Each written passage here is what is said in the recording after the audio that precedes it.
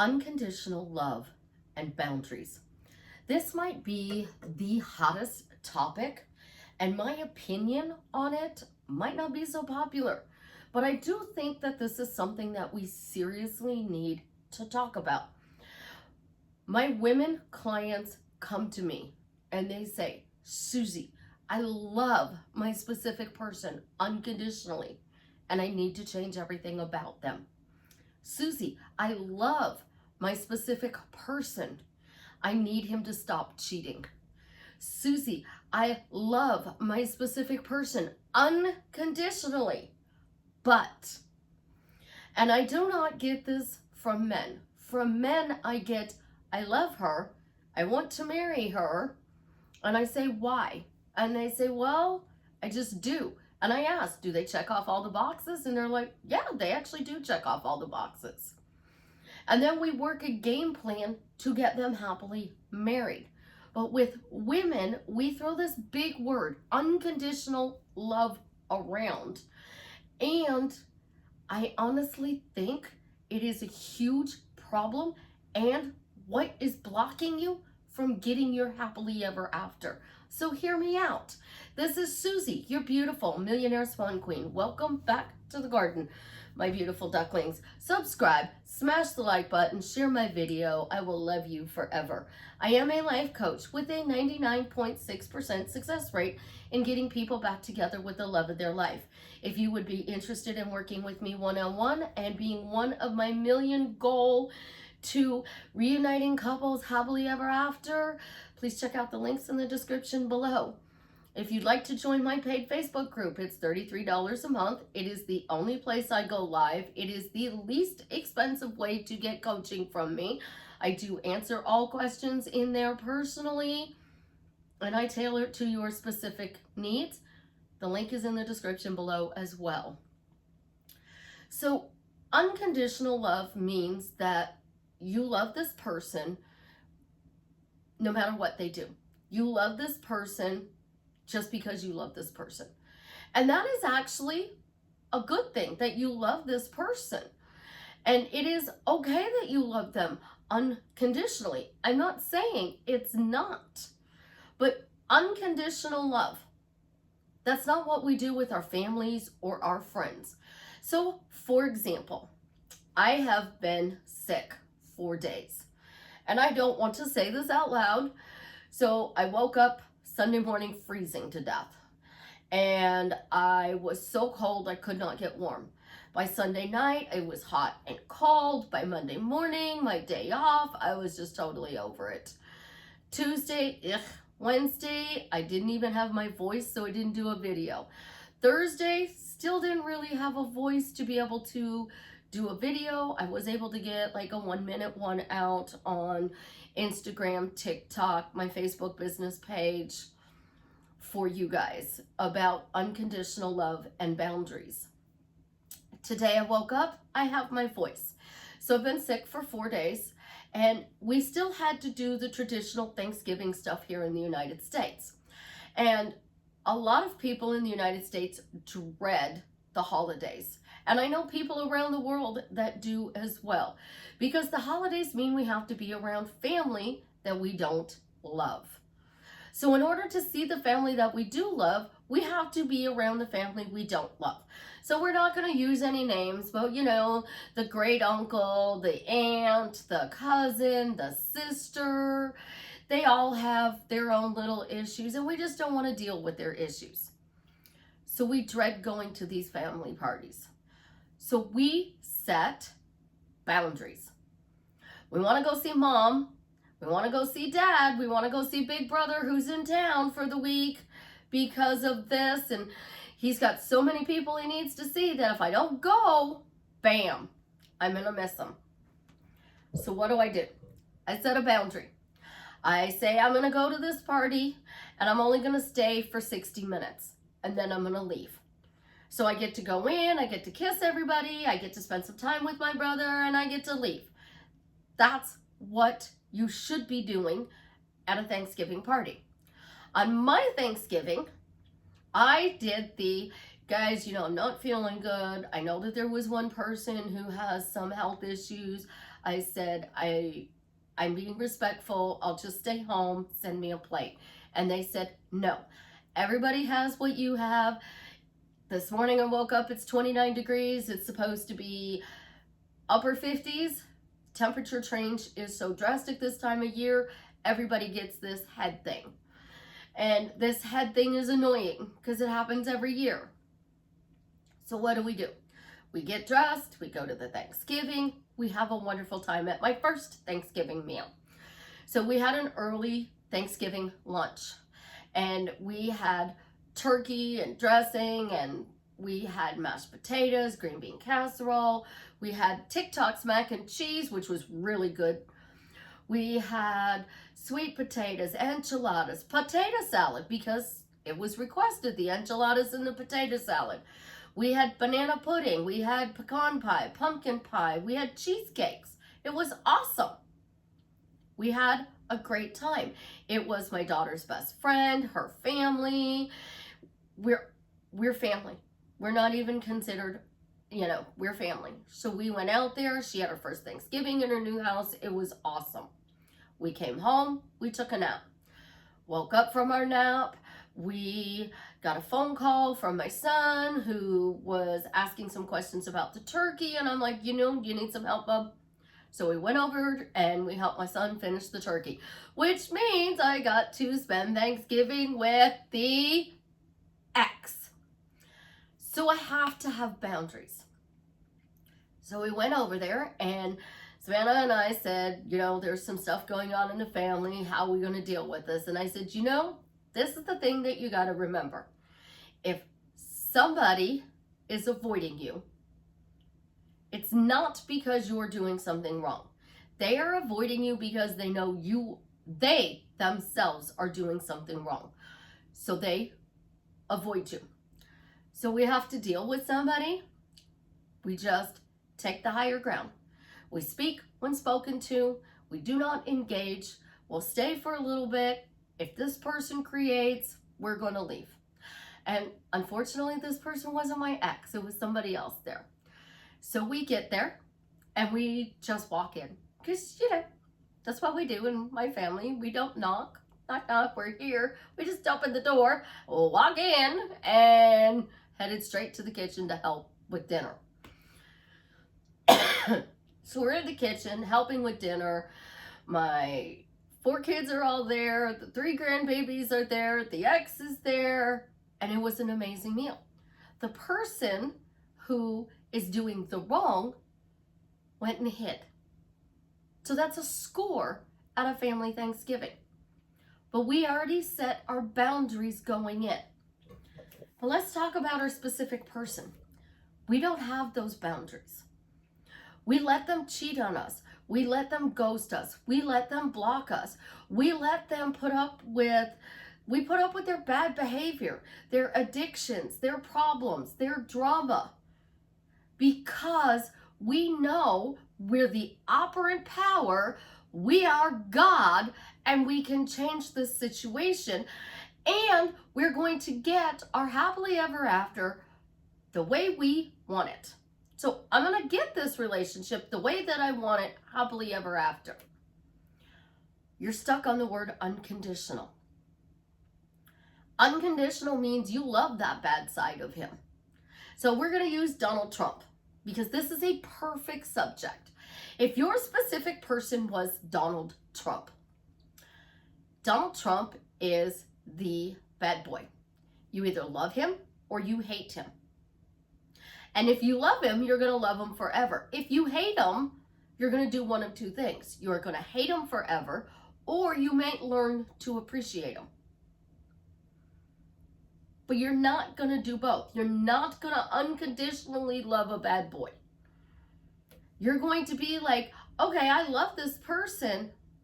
When I'm around them, they are going to have to behave in this specific manner. So, what are you going to set your boundaries as? Think about this. You set boundaries with your family because you don't unconditionally love them. Unconditional love equals no boundaries. Conditional love equals boundaries. So your specific person needs boundaries. Every relationship has boundaries, including your best friends. What are your best friend's boundaries? It's her turn to buy coffee. You're going to let her slide this time. And then next time it's your turn to buy. And then the third time you're like, girl, I bought the last 2 times. It's your turn to buy. Okay, so I didn't want to tell you I've been out of a job for a while and I really can't afford the coffee. I'll buy. Because they just owned it. You bought the coffee. Why didn't you tell me? Well, I didn't want to ruin blah, blah. And no, why didn't you tell me? Don't make excuses. I'm your bestie. Why didn't you tell me? Your specific person comes home. You're going through their phone. You're looking to see what they're up to. It's because you know they're violating your boundaries. But you think you have to let them violate your boundaries in order to bring them back to you. So you think you have to let them. So they can ghost you. They can block you. They can be hot and cold. They can breadcrumb you. They can lay it on thick, so they gaslight you. So now we have 5 different things they just did to you. They ghosted you, they blocked you, they hot and cold you. What was the 4th one? I don't remember. Now they are gaslighting you. And they're telling you that they love you and they appreciate you, and you're over here telling your friends, is he a narcissist? Is he bipolar? What's wrong with this person? Because women, we do this. We create stories. And the guy that I used to date for 6 years, he told me, pick 2 stories. I would say, I'd be off pondering in thought. And he'd be like, what are you doing? I said, I have this situation. And I would tell him what the situation is. His response always was, how many stories are you running? I don't know. How many? I don't know. I need a number. 100. Pick 2. And I would be like, you want me to pick 2 out of 100? Yes, pick 2 stories. Story number 1, of course I want it to work out. Story number 2, it doesn't work. See, I just got rid of 98 stories. And I created 2 stories. It works and it doesn't work. Simple. So now they're hot and cold. You want them to be hot? Or you want them to be hot and cold? That's your story. So now, let's put conditions on this relationship. All right? No more 3 weeks, a month without communication. If you don't want to communicate with me for 3 weeks or a month, fine. I'm just not going to respond to you anymore. Because that's the ultimatum we want to give, but we refuse to give. Because if we give them this ultimatum, the real story we're running is, oh my God, if I'm not texting them, if I'm not putting up with their behavior, then they're not going to change. They're not going to choose me. So we don't have a hot and cold problem. We have a boundary problem that you are allowing them to violate, and a relationship self-concept story that is disempowering to this relationship. It's not unconditional love. It is, they're violating your boundaries. You think you have to put up with it because your relationship self-concept story is disempowering. That's really taking this down from this big, huge word of unconditional love and shrinking it to healthy relationship. A lot of people come to me, I want a healthy relationship. Well, what is a healthy relationship to you? What is a happy relationship to you? Are you just going on the internet and blindly seeing a phrase?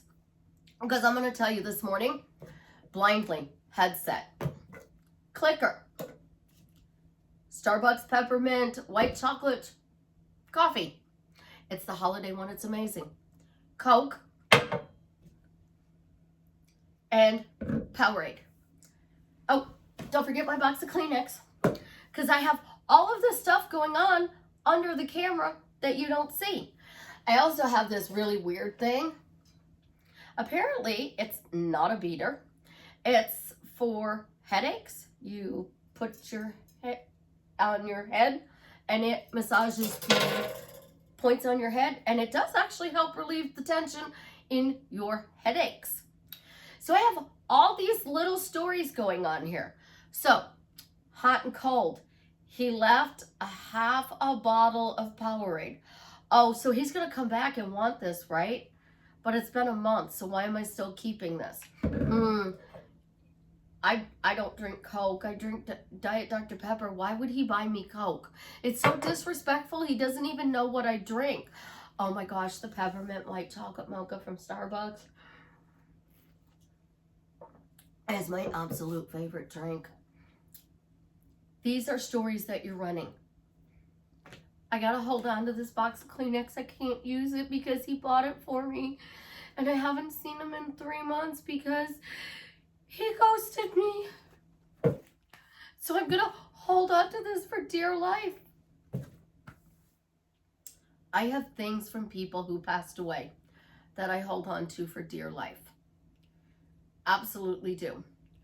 I cannot have a live poinsettia this year because poinsettias are actually a poisonous plant. And if Chance were to eat a poinsettia leaf, he could get sick. My father-in-law, I love Dad. He's the only man I call Dad. He was the cop who raised me. And he said every year at the holiday time we needed a poinsettia. So he would buy me a poinsettia plant. And I didn't get one this year because of Chance. And I'm kind of heartbroken because it's breaking a tradition that I've always had a poinsettia plant. And I've had a poinsettia plant since I was 16 years old from Dad. So it's a streak that's been broke. And somebody always buys me one. I never buy it myself. They're like, Dad used to always get you one, so we got you one. No, you had a plant. So somebody would pick up the slack because my story is I have this. So you have unconditional love for this person. You're okay with not having a poinsettia plant. You're okay with holding on to a box of Kleenex for dear life. You're okay with all of the bad behavior. So back to Donald Trump. You unconditionally love Donald Trump, so you're putting up with all of his stuff that you hate. Because that's what unconditional love truly means. And it means you would not want to change them. Because if you unconditionally love them, you accept them for who they are, and you have no desire to change them. So lose the word unconditional and start putting conditions on your love. And those are your lists that you guys make affirmations out of. I'm chosen. He's faithful.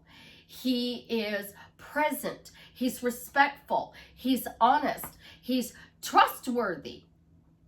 He is following through with his commitments. He's texting me every day. He's calling me. He's coming home every night. He stopped cheating.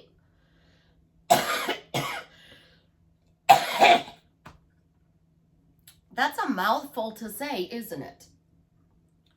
It truly is a mouthful.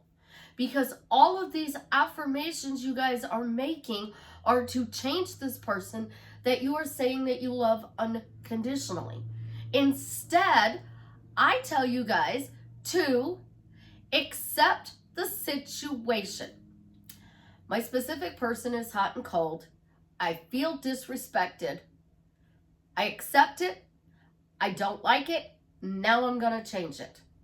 So I'm saying, I know what it is. I know what's going on.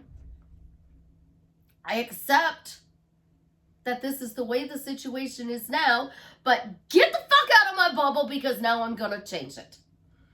We are not going to show up in my bubble anymore hot and cold.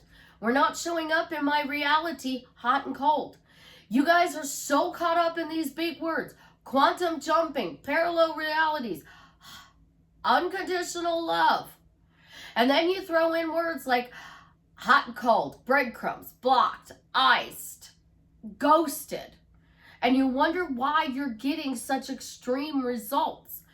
It's because your words are creating this. The law of assumption states, I assume what I want and I persist until it becomes true. The law of one, the one consciousness, says if I'm thinking I want to be happily married to Jared, Jared is thinking he wants to be happily married to me. Simple. And then you have the law of attraction, the law of this and the law of that. So we're going to quantum jump into a parallel reality. You want to get into your parallel reality in full words? Happily married to Jared. Change it to your specific person's name. You're welcome. Because when you are constantly saying happily married to Jared, you are going to move into that reality.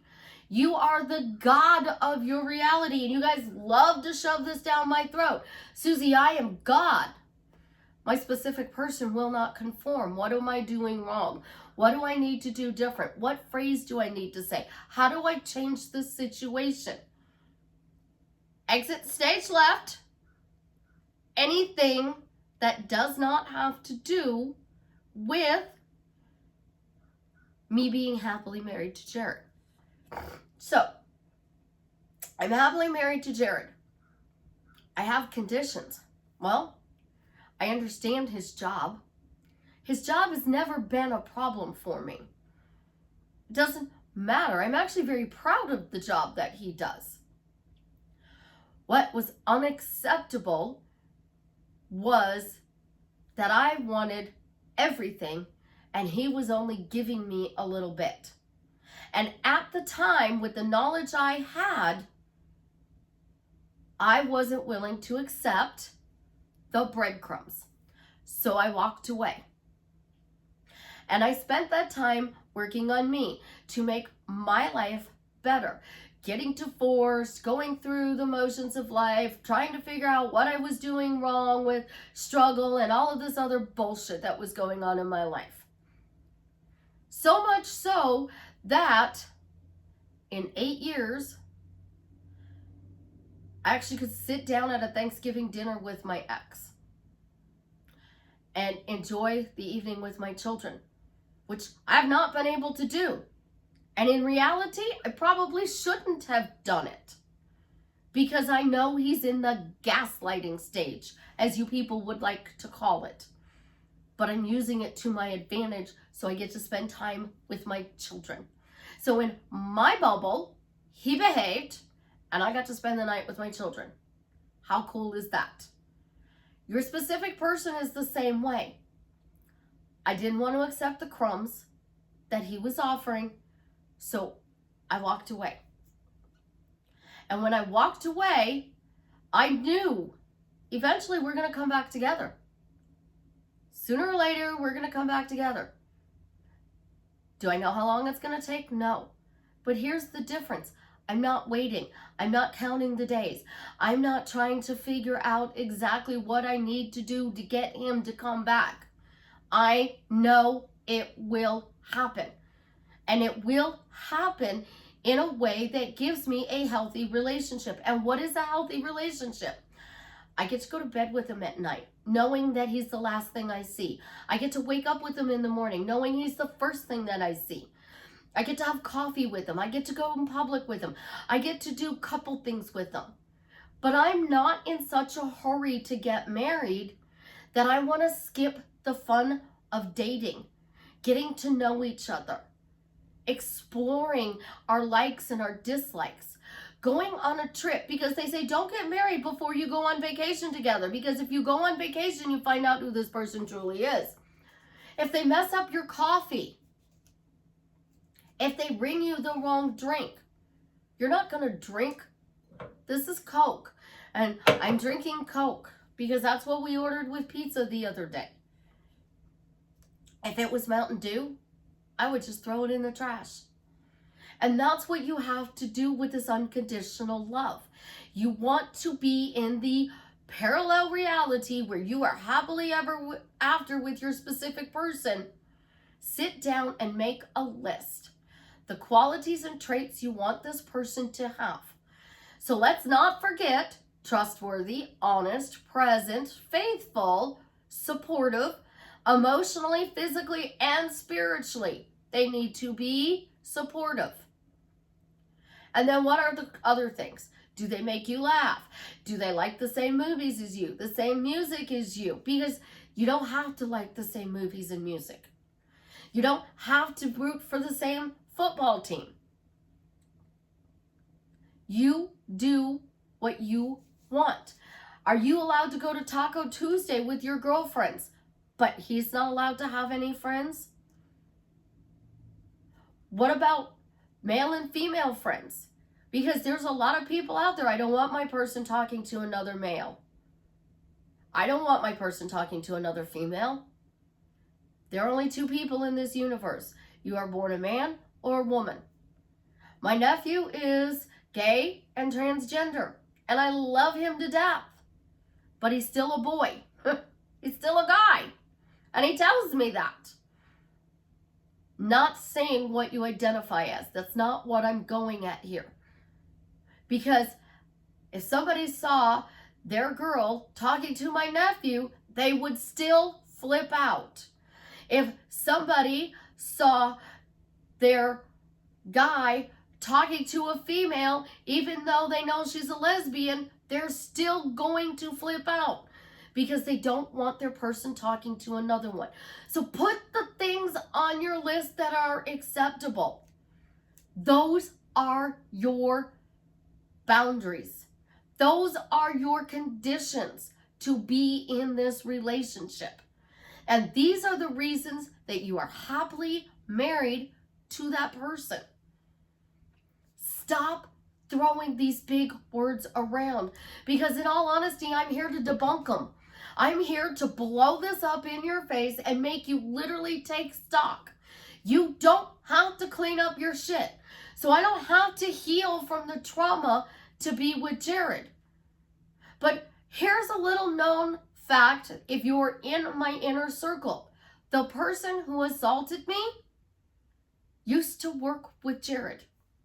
He no longer does. How does that make me feel? And then when I went to Jared, it took a month for me to go to him, a month for him to respond, and the way he handled it, I didn't like.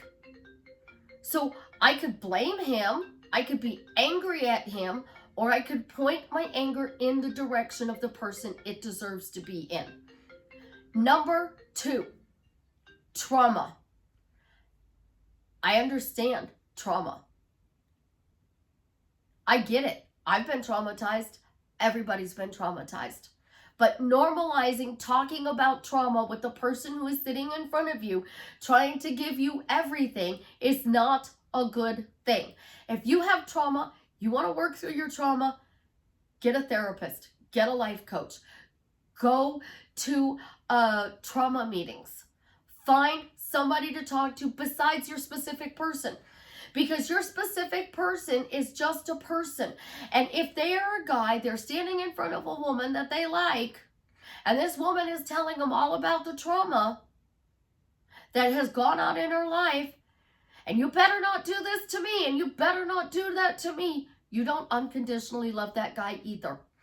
Because you are putting your past on what this person is doing. This person already knows you've been hurt. They don't need the minute details. Excuse me. They don't. They do not need the minute details. What they need is for you to give them a chance.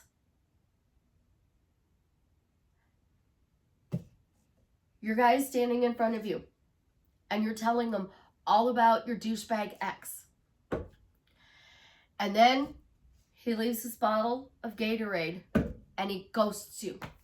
It's because every time you get around him, you start talking about the problems. This person did not traumatize you, don't take it out on them. That's why you change your relationship self-concept. Because I know a lot of people who don't have their shit together and are in amazing relationships because they don't put the past on the person that's standing in front of them. Is it Jared's fault one of his ex-coworkers assaulted me? No. That was a choice his ex-coworker made. That wasn't a choice Jared made. The way Jared handled the situation is his choice. And can I say that I honestly think he handled it right? Fuck no. But I was not in a position to judge how he handled it. So I put it on the table with somebody else, my therapist. And I said, is he handling this right? Am I off the wall? They're like, he could have handled it better, but he did what he needed to do. And you're not in a really good space right now to have that conversation with him. Think about it. Don't blame Jared because Jesse did XYZ. Don't blame Susie because negative Nancy did XYZ to you. Blame the person who is responsible for the trauma. And if you want to heal it, go heal it. Otherwise, stop talking about it to your person. When I get triggered and I would call the person I was dating, I would literally tell him, I'm up in my feelings. And I can't tell you how many times I'm up in my feelings, I'm sorry. And he would respond, what can I do for you? What do you need me to do? Can I get a hug? I just need to hear your voice. That is a healthy relationship. It is where you go to this person and you're like, hey, I'm just really shook up. I had a nightmare. I bumped into this person that assaulted me. I'm freaking the fuck out. And they're going to respond in the appropriate way. But I can't go running to a person and be like, oh my God, I saw him. You have to protect me. You got to go beat the shit out of him. You got to do this and you got to do that. Because that's forcing that person to do something he doesn't want. Occasionally, we're going to lose our temper. And when we lose our temper, we can come back and say, I'm sorry. And they're going to say, for the way I handled the situation yesterday. Well, it needed to be said. It might have needed to be said, but there was a nicer way of doing it. And I'm sorry that I did it the way that I did. It's understandable. You're forgiven. Healthy relationships are based on you meeting that person halfway. Healthy relationships are based on boundaries, conditions. And if you don't have those set up and you're just blindly walking around saying, I love this person unconditionally and I'm living happily ever after with them, you're not truly happy. You're forcing a square peg into a round hole and it's not going to work. And because you're forcing this square peg into this round hole, you are trying to make something happen that's not going to work. So I don't teach the big words so that you guys can simplify manifesting. I don't use the big phrases, quantum jumping, parallel realities, unconditional love, law of assumption, law of attraction, law of one. I tell you what you're thinking, they're thinking. If they want to be married to you, you want to be married to them. You may be manifesting them, but they could also be manifesting you, because if you think that they're manifesting you, then they're manifesting you. Relationships aren't a love problem or a financial problem or a hardship problem. They're a communication problem. Somewhere there is a miscommunication. Your words are French, theirs are Russian. My son the other day said, here's one for you. What if you were speaking, I live in the United States, no disrespect, you were speaking a tribal Indian language here in the United States, and the other person is speaking Gaelic. Gaelic is one of the hardest languages in the world to learn, they say. So you're speaking Gaelic and they're speaking the native Indian language. They're not going to understand you. It's Russian and Japanese. It's American slang and Italian. It doesn't line up. And that's exactly what you're doing. Most languages use 2,500 words to talk to somebody.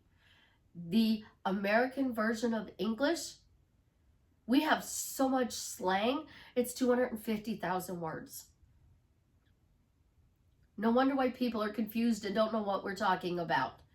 Because normal is 2,500. We use 2,500. How many times more words do we use to say the exact same things? The only way you're going to get your specific person is to get rid of the old story. Get clear on what you want. Praise the relationship, which means you focus on all of the good things in the relationship. Get a journal. Write down the things that make you feel good about this person. Make you feel good. I'm not talking, you made him dinner and he said thank you. What did he do for you? What did she do for you? Because when you come together and you look at what he did or she did, and you're constantly repeating that, you're not moving to your reality that you want to be in. You are stuck in the family drama at Thanksgiving dinner, which is the first big dinner of the holiday season here in the United States, and you're fighting over who gets the drumstick, whether or not so-and-so is going to be sober, is the addict going to show up, is the addict not going to show up, is there going to be a political fight, is there going to be an argument over who makes the better turkey dressing, who makes the gravy, because you know my gravy has lumps in it, and my kids love it. My son made Thanksgiving dinner with my daughter yesterday, and I was at the friend's house, and my daughter calls me and she's on audio call and she's trying to make homemade noodles. So I'm standing in the kitchen with my other daughter and her bestie, and I'm explaining to her how to make these noodles. And I said, you know what? Video call me. So she video calls me, sets the camera up, and I walked her through step by step making the noodles. And I even told her, go change your shirt. What? Go in the bedroom, change your shirt, come back. I'm not going anywhere. She had on this beautiful black shirt. And she's going to get flour all over this beautiful black shirt. Because I love my daughter, I upset her by telling her to go change her shirt. And then after she's rolling out these homemade noodles, and she stood up a little bit on the camera, and I said, look down. She goes like this. And I said, aren't you glad you changed your shirt? And she said, yes, I am. Thank you. Everything is communication. Stop using big words. Simplify your words. Thank this person. Tell this person what it is about them that drives you crazy. If they leave the toilet seat up at 2 a.m. and you get a cold wet ass 7 nights in a row and you are mentally fixing it in your head instead of saying, hey babe, you know I get up every night in the middle of the night to go to the bathroom. So when you go to the bathroom at the very last moment at night, can you please put the toilet seat down? They're going to do it because you asked. Put conditions on your relationships because those conditions are what you want to change anyways. This has been a really long video. I have calls the next 2 days, so I am probably not going to have a voice on Sunday. I will do my best to get videos up the rest of the week. Thank you for understanding. I love you guys, and I am here to make sure that you get your dream life and that you get that happily ever after and you get to keep it. So if you have any questions, comments, leave them in the comments below, and I will do my best to answer them address them in a video so that I can truly help you change your life for the better. As always, I love you guys. Have an absolutely positively amazing day, and let me know how I am drastically changing your life for the better.